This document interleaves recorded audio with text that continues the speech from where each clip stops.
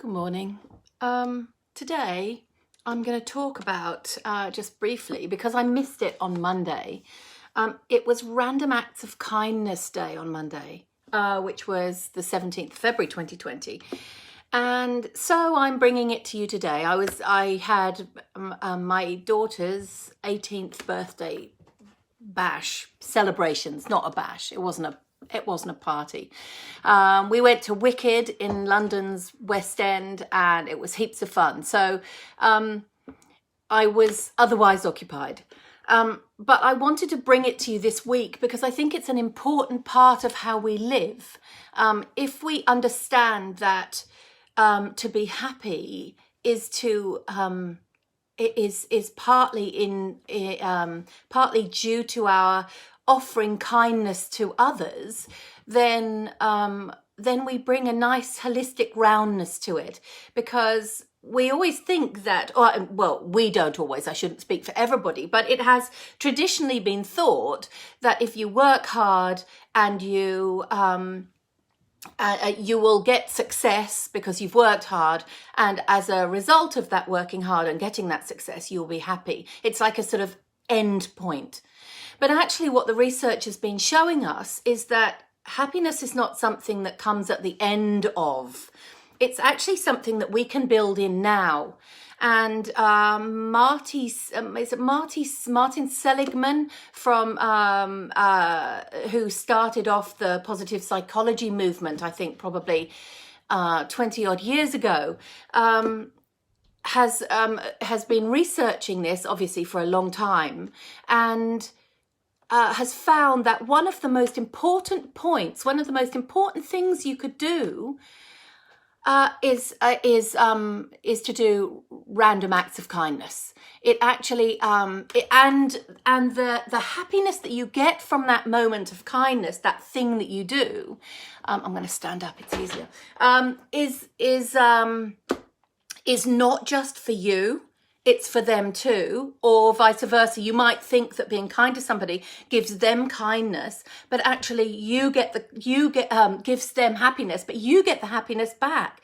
So it sort of spreads it, and interestingly, it spreads to onlookers as well. So if people around see random acts of kindness, or not even necessarily random, if they see kindness being done, they feel the happiness of the kindness. We are bonded creatures. We are here together, and there are close bonds between us. We have. If you look in your dog's eyes, you love your dog. You look in your dog's eyes. If you can feel that, if you look at them and they look at you and you love them, that's an oxytocin release. So there are neurochemicals at work.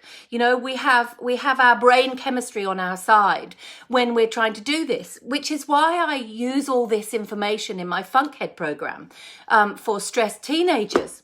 Because it's really important for us to understand it's not just something out there, you know. Happiness is not just some random thing.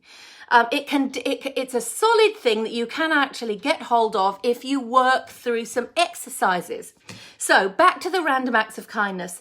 Hi, Becca. Yeah, Random Acts of Kindness Week. Well, I thought it was Random Acts of Kindness Day on Monday, but absolutely. So yeah, exactly. So this, and anyway, shouldn't every week be Random Acts of Kindness Week? So this is one of the things I talk about on my happiness virus. Exactly. Yeah, it is, because it gets caught, doesn't it? And then off it goes and it spreads. And if that feeling that you get of happiness, having watched kindness, persuades you to do something in your little world, then it's exactly like a virus, isn't it? It just spreads. So these are things that you can do every day, and a random act of kindness can be as simple as opening a door for somebody. It can be saying thank you. It can be good morning and good morning, Chris. It can be all sorts of small things or enormous things. It doesn't really matter. But there was something that Sean Aker, he calls himself Sean Achor, He's a Texan who has done a lot of work as a Harvard researcher, and he's talked about. He's been looking at this for a long time as well. He talks about writing an email or sending a letter or even ringing somebody or saying it to them face to face. If you show your appreciation, so we're going a little bit further, but still it's random acts of kindness to the person receiving it, I guess, if it's random. And if they read this letter of appreciation about them. So you'll say, how wonderful it is to have been working with you, or how much I appreciate your X, Y, or Z. That also builds in happiness into our brains. It's all to do with what happens to us in our brains when we do these things we do. So we already know that, and lots of people talk about this. If, you are always hearing the things that you are saying. Duh. But we forget that. So you're always hearing the things you're saying about yourself. Like, oh, I'm an idiot for having done that, or whatever. And so the problem with that is that you believe yourself. You don't know whether something is real or imagined. Your brain isn't geared up to do that reality check. It just does it. It just agrees with everything. Your subconscious agrees with everything. And so if you say you're an idiot, you'll be believing you're an idiot. And so the point of all this is to do these things that are wonderful.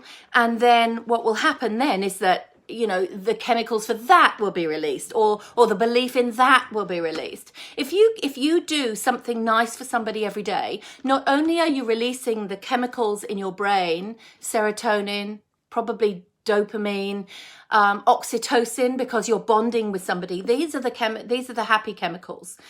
Not only are you building happiness, but you're also building a habit of happiness.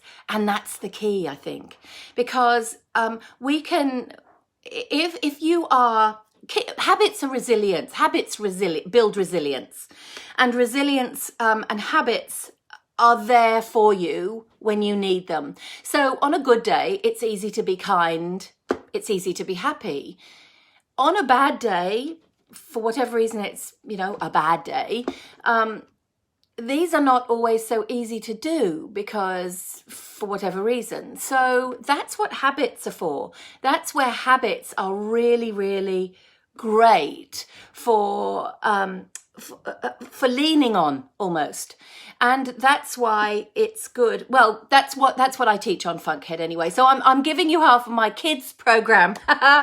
So it's for stressed and anxious kids, but the science that I use, the techniques that I use, the explanations, the information, it's all for adults too. It doesn't really make any difference who it's for.